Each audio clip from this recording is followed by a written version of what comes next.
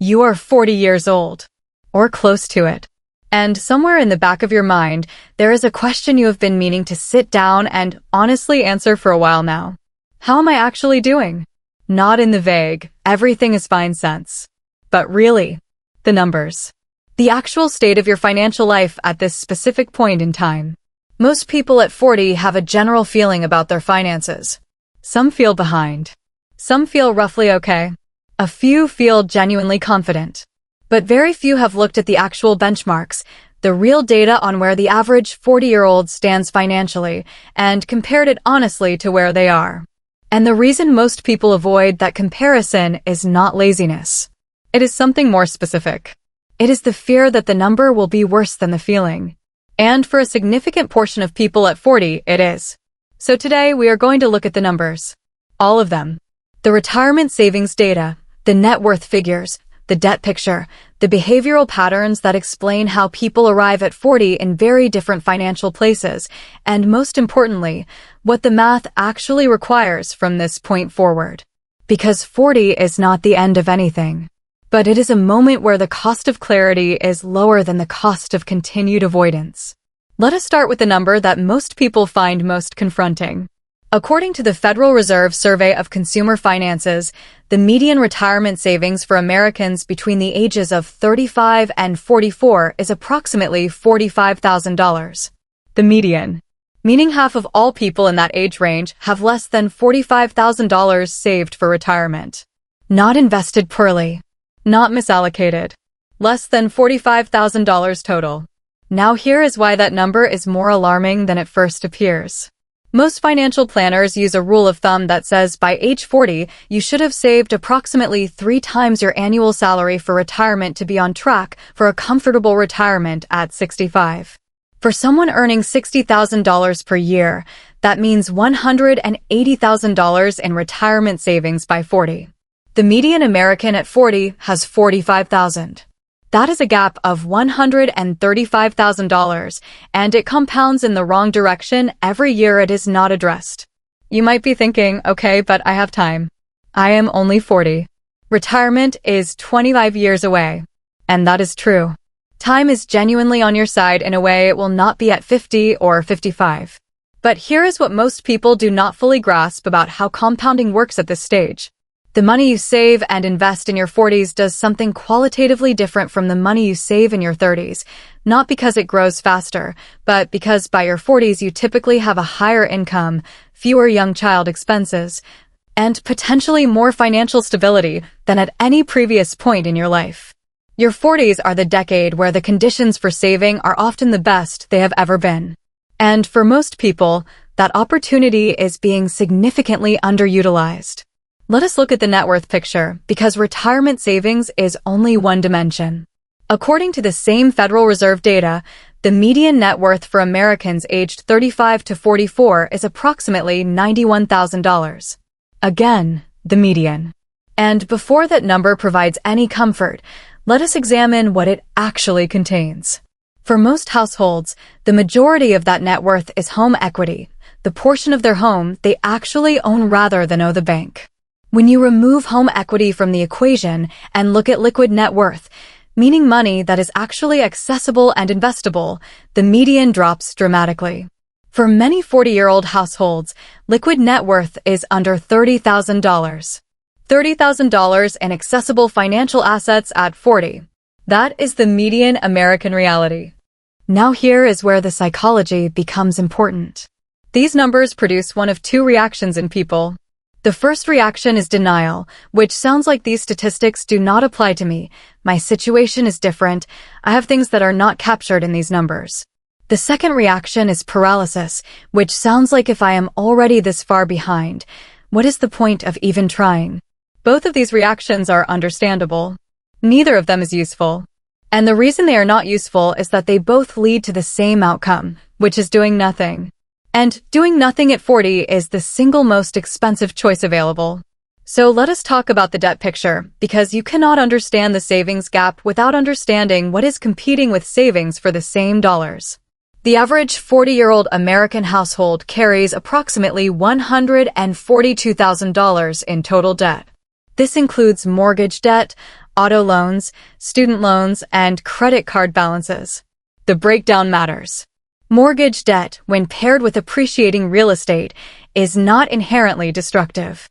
But the non-mortgage debt, the student loans that may still be running 15 or 20 years after graduation, the car payments, and especially the credit card balances, these are the components that directly compete with retirement savings for every available dollar. Credit card debt among 40-year-olds deserves specific attention. The average balance for this age group hovers around $7,000 to $8,000. At an average interest rate of 20%, that household is paying approximately $130 to $160 per month in interest alone. Over 10 years, that is $15,000 to $19,000 paid in interest, producing nothing. That same amount invested at 7% over 10 years becomes $20,000 to $26,000. The true cost of carrying that credit card balance into your 40s is not the balance itself. It is the compounding wealth you are not building because of it. Here's what most people do not realize about their 40s specifically. This decade sits at a mathematical pivot point that does not exist at any other age. Consider the following. A 40-year-old who begins investing $500 per month today at a 7% average return will have approximately $625,000 by age 65. Not $1 million. Not enough to retire luxuriously on its own in most cases, but a genuinely meaningful foundation that produces financial security. Now consider a 45-year-old beginning the same investment. $500 per month at 7% over 20 years produces approximately $260,000 by 65. Same monthly investment. 5 fewer years. Less than half the outcome. That is the cost of 5 years of inaction. And that cost is not linear. It accelerates the closer you get to retirement because compounding requires time above all else. This is what financial advisors mean when they say your 40s are the most consequential decade. It is not motivational language. It is mathematics. Let us look at the income picture for some context, because the savings gap does not exist in isolation. The median household income for Americans aged 40 to 44 is approximately $83,000 per year. This represents peak earning years for most households. Incomes typically plateau or grow modestly after the mid-40s and rarely see the dramatic jumps that characterize the 30s. This means the window of maximum earning combined with maximum remaining compounding time is right now in the 40s.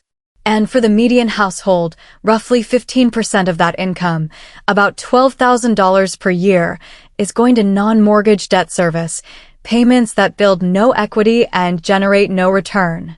15% of peak income going to debt payments at the exact moment when that money, redirected to investment, would have its greatest compounding impact. That is the structural financial trap that defines the average 40-year-old situation.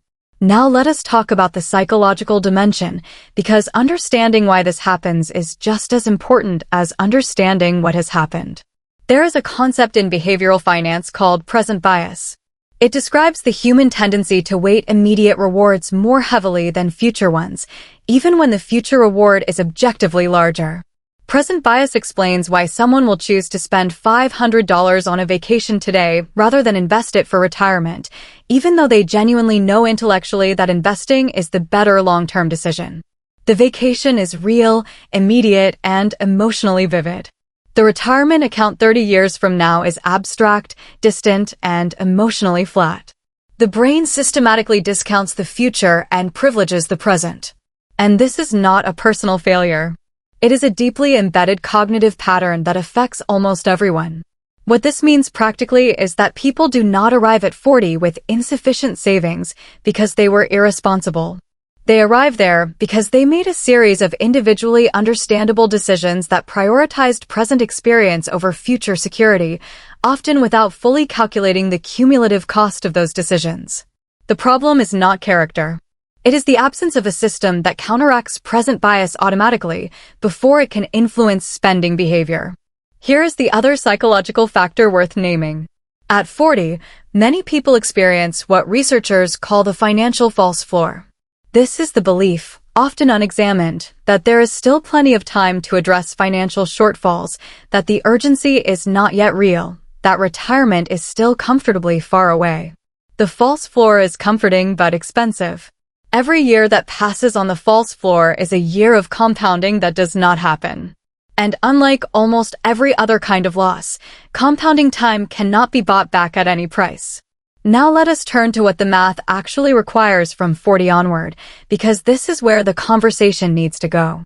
If you are 40 with $45,000 saved and earning $60,000 per year, and you want to retire at 65 with a retirement fund that generates roughly $40,000 per year in income, you need approximately $1 million in retirement savings at 65, using the standard 4% withdrawal rule.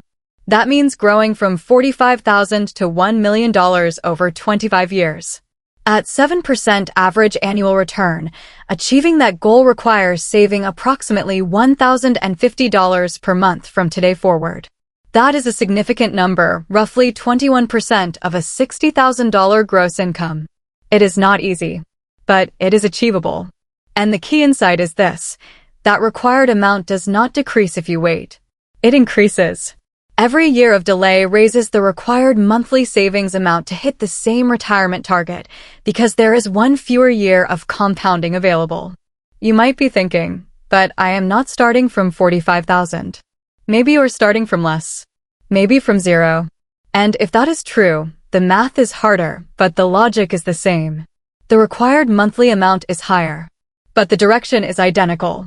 And the most important variable, time still available, is still genuinely on your side in a way it will not be in 10 years.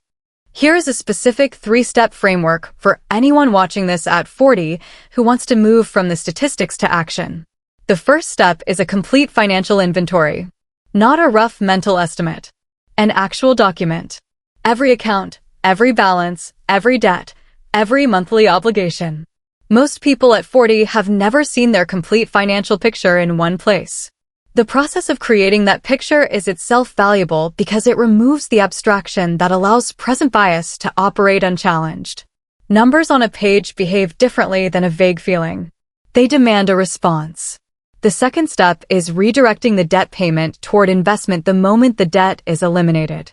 One of the most powerful financial moves available to a 40-year-old is to carry a credit card balance with a $100 minimum payment, commit to paying $400 per month instead, eliminate the balance in roughly 2 years, and then immediately redirect that same $400 to a retirement account automatically before lifestyle inflation has any opportunity to absorb it.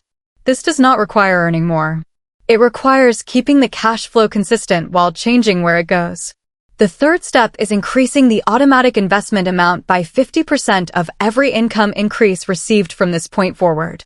If your income rises by $400 per month, $200 of that goes immediately to investment before you adjust your lifestyle to the new income level.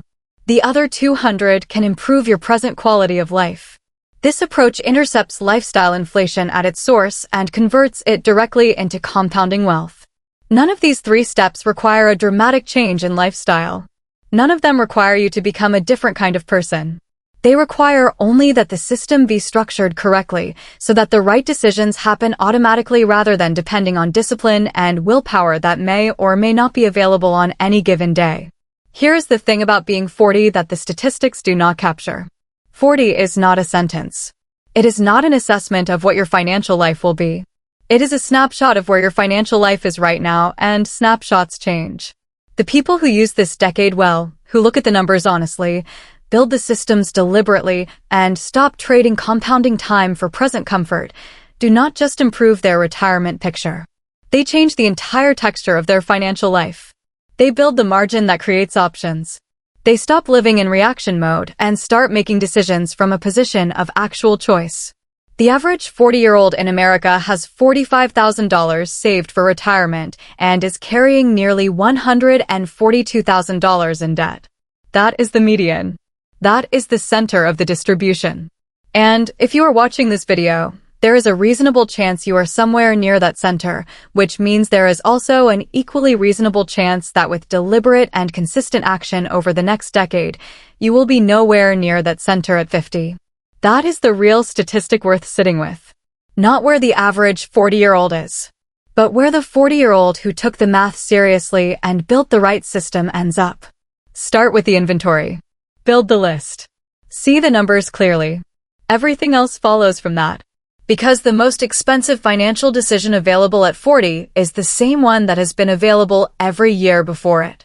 And that decision is to wait one more year before starting.